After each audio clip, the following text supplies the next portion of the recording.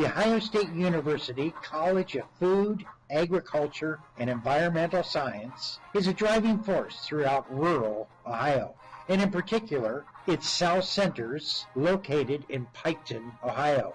The South Centers provides research and educational formats in a number of areas, including horticulture, fruits and vegetables, soil and bioengineering, aquaculture, and business development services. Dr. Tom Worley, director of South Centers, hosts a monthly South Centers chat. Here's Tom.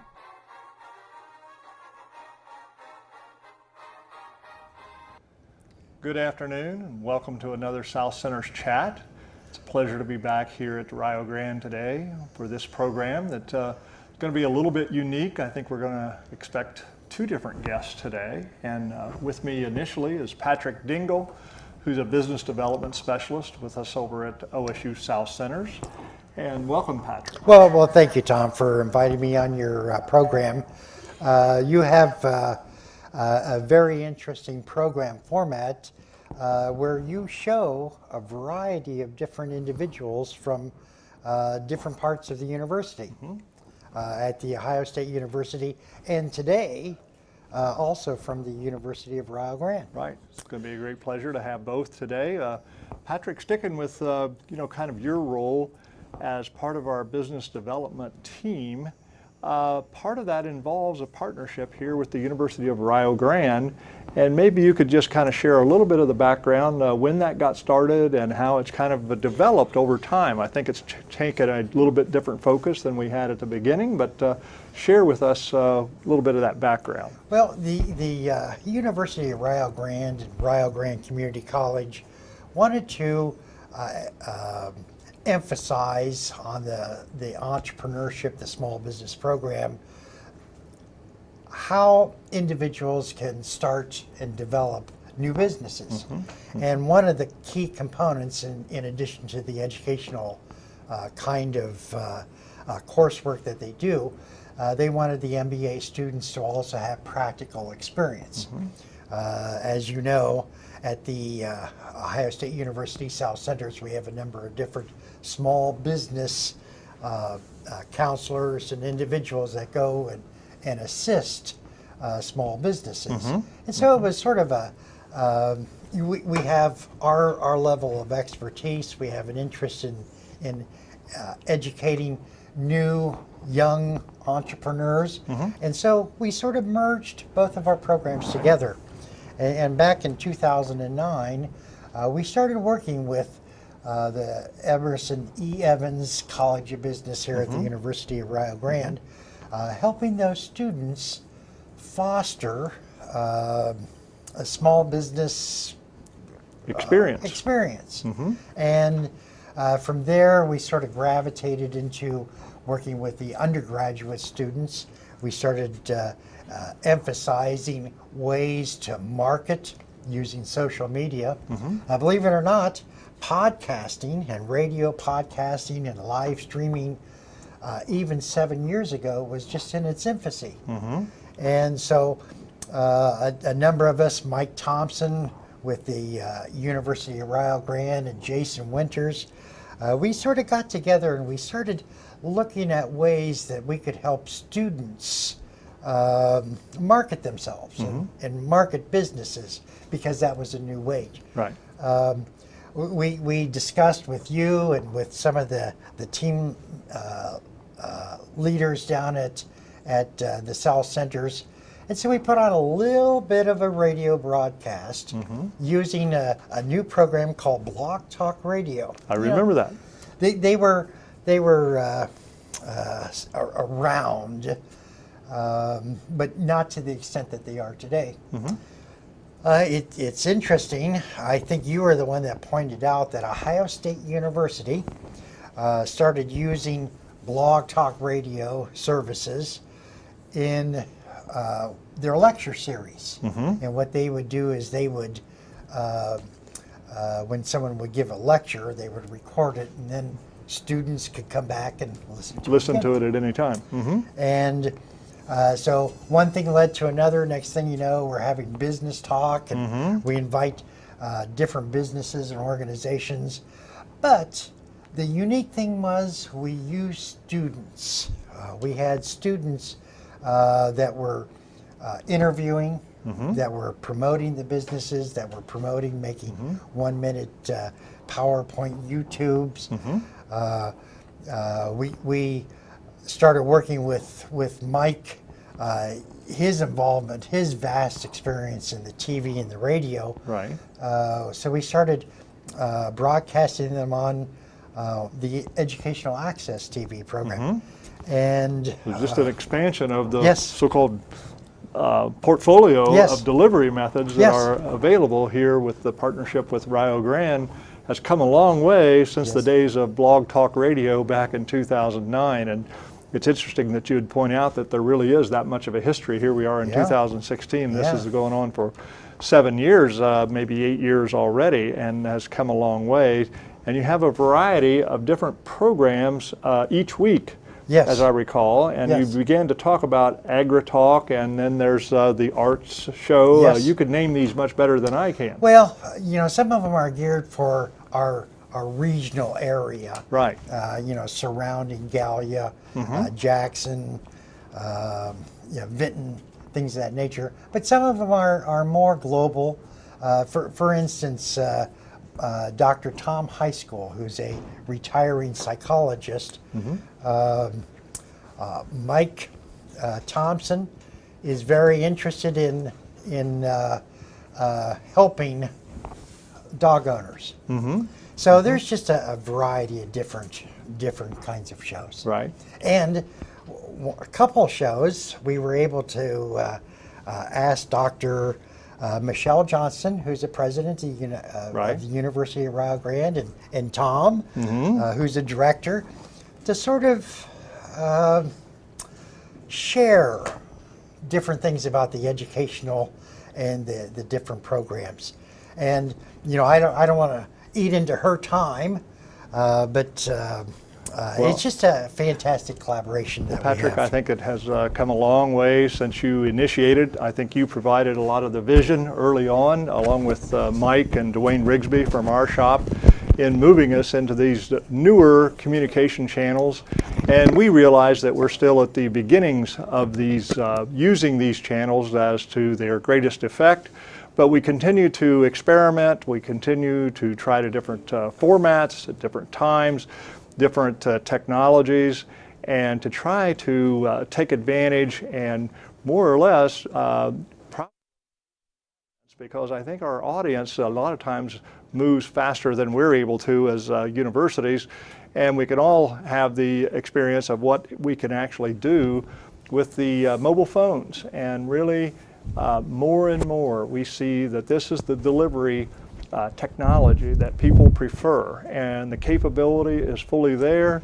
It's amazing that a mobile phone will do much of what 20 years ago took a major sized computer and a lot of hardware to accomplish. And now we're able to do that via the internet, any place, at any time, and have success. And so we've just seen a lot of progress, and we continue to hope to try to build upon what the foundation that's been laid here with the folks at Rio Grande and Patrick's long-term vision. And so we've transitioned just a little bit, and it's a great pleasure, Michelle, to have you this afternoon with us. Thank you. Introduce Michelle Johnston, the president of the University of Rio Grande. Thank you, Tom. Who came in. Thank you for being here and joining us. Michelle came in, this effort was underway, as Patrick mentioned, since about 2009, and I think over at least the last couple years. Right. You'll remind me of just when you did come in as president, Michelle. I came in 2014, and I immediately started learning about this. I don't think I had really moved into my office before Patrick was in the office, and he was saying, this is a really exciting component of what we do here at Rio. It's a little bit unexpected. When I was learning about the institution, I wasn't aware of the extent of it and the history. So it was really exciting to me to learn about that, just what we've accomplished, and more importantly, what that as you mentioned, that vision and what we can still accomplish.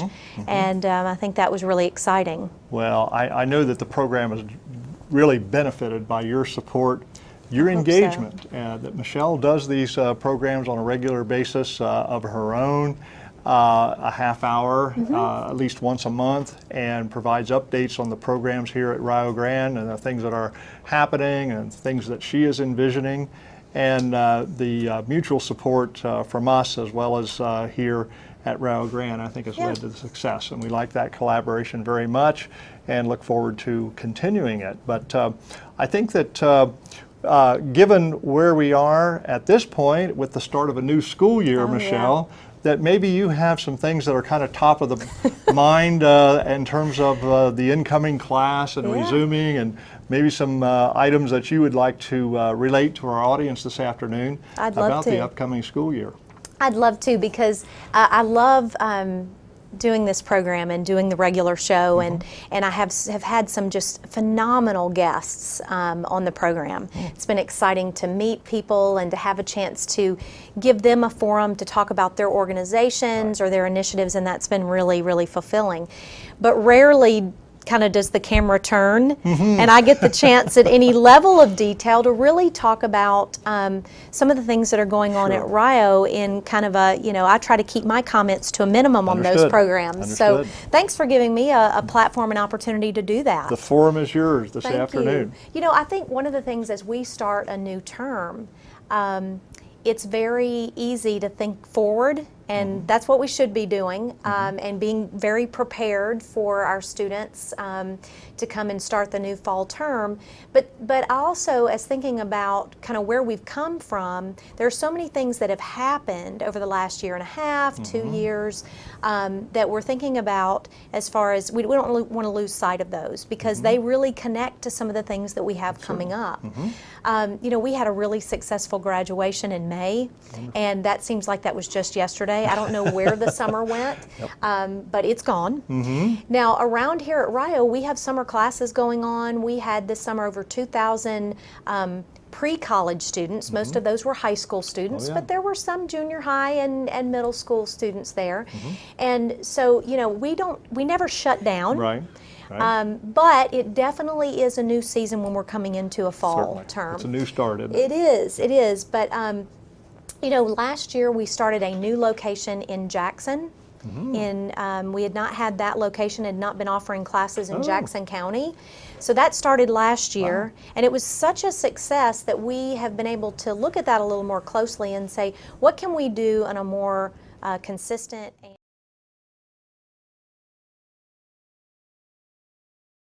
talk a little bit more about that and kind of what transpired in this last capital budget cycle for us and what that means. But they're just everywhere you turn. As I kind of do the look back, there are so many things to celebrate. I mean, one of the things I'm really proud of is the academic success of our students, and that comes from our faculty who work day in and day out and go the extra mile. It was exciting this morning. We had a new employee orientation.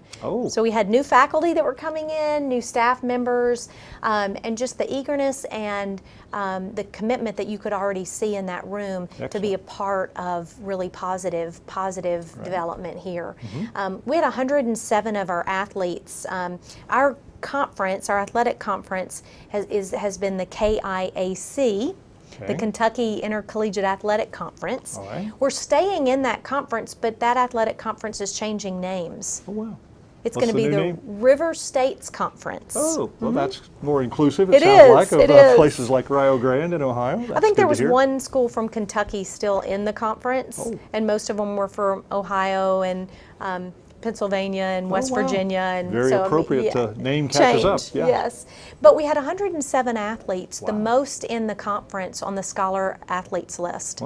And those are things we're proud of, and I think that's indicative of our fuller student body. The athletes have those places where they're recognized for their accomplishments in the classroom, but it's just indicative of the success and the pursuits that all of our students make.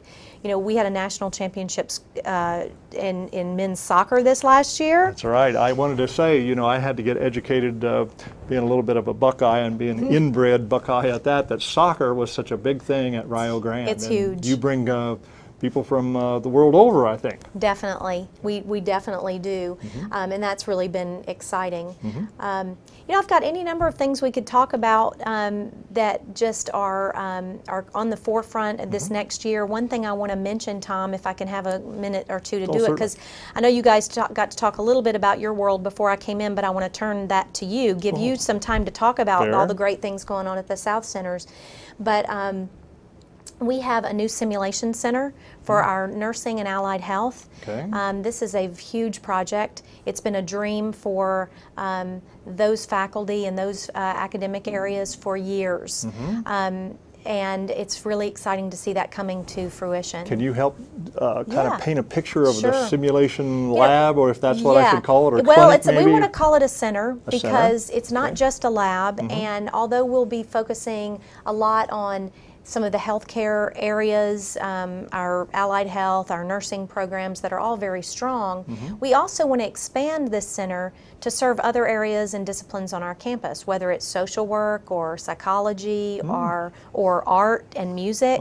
And bringing, so this center is really kind of a hub for active, engaged, hands-on learning. So from the nursing and the healthcare side, you'll have these mannequins that you're able to simulate all kinds of things in terms of their conditions and some of the things that they may see in the clinical part when they're actually in the hospital settings and the clinic settings. So it's really exciting to be able to simulate that here and kind of go through some of those things. And also, we have our students who learn a lot about the possibilities in their profession, but when they actually are in the clinical setting, they may not experience one of them or not. I mean, you can't dial that in, that are we going to have, you know, someone go into labor at this particular session, or are we going to have some kind of heart situation? I mean, you can't make those things happen, but what we can do is in the simulation center, we can create an environment where the students are actually in a position where they need to respond to all of those things and really interact with those. They learn to deal with the unexpected. They do. Absolutely. They do. So that's exciting. We've got so many other capital projects and things going on like that, enhancing technology in our classrooms, improving our residence halls, our public locker rooms and spaces that our communities, our community members use. I mean, the list is long. You mentioned maybe something to do with infrastructure or facilities up in Jackson. Is there a new facility envisioned? Yeah, let's talk about that a little bit. Through the state capital budget process, we earmarked 2 projects. One was the acquisition of a new facility in Jackson, and we're still in the we do have the funds for that. So that was successful. We haven't acquired the facility yet.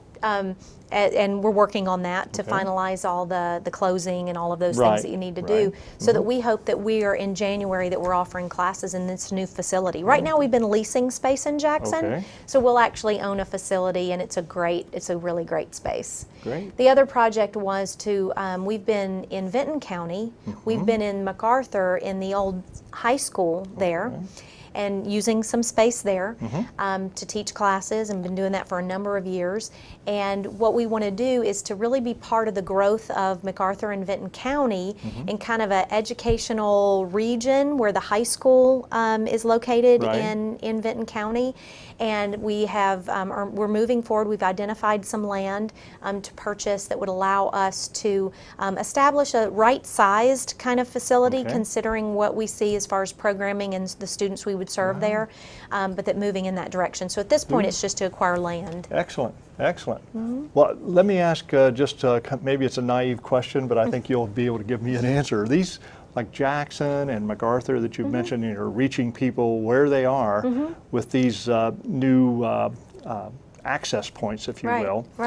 Do these tend to be populated, the courses and the offerings, by high school students in AP programs, or the community members at large advancing what they've attained so far? Is it all of the above? That is such a good question, and I think that a lot of people who are kind of looking at it and saying, what are you doing in these locations and who are you really serving? And it's all of that. So the dual enrollment program in the state of Ohio, the College Credit Plus program, is something that, I mean, we experienced a 30% growth in our dual enrollment last year, and it's looking like at least a 14 to 15% additional growth this year. So that's pretty steep and significant. Absolutely. So that's happening at some of these other locations plus our main campus. campus. Excellent. And just to take that a step Yeah. further, that would be a way to address the idea of college affordability, Yes. that if you can gain a certain amount of the college credit as you are finishing high school, it Yes. shortens that length of time that you need to It be. does, and that's such an important initiative at the state level Right. through Governor Kasich, through the legislature, this affordability and making sure that students can be successful completing programs and Yes. degrees without attaining a great deal of debt. Right. So that is a huge part of it, and we've had orientations the past 2 days for our dual enrollment students, just to get them oriented and what are we sure. doing and what is this sure. whole Oh, yeah. college experience like. And there are students that I have no doubt that were in those 2 days of orientations who will complete high school and they will have a certificate or an associate's degree in hand at the same time they Excellent. graduate from high school. Excellent. So we're really proud to be a part of That that. puts you way down the path toward a 4-year degree if that's Exactly. the goal. Ultimately, I'm not saying that that's for everybody, but it's certainly a jump start Yes. on moving forward and in your career, and it affects the economics of what that degree costs, as you've mentioned. So that is exciting, and I think it's a great thing that Rio Grande is offering, as you are well aware. But I would just point out that that's where a lot of the intersection comes between Ohio State and Rio Grande, that we do not offer any formal academic programs Right. in terms of coursework Right. at Ohio State. The nearest we came was a few years ago. We offered 2 or 3 things that did carry credit via a distance with 2-way interactive video, but these tended to be graduate programs, very specialized, and they were just very minimal numbers of students enrolled.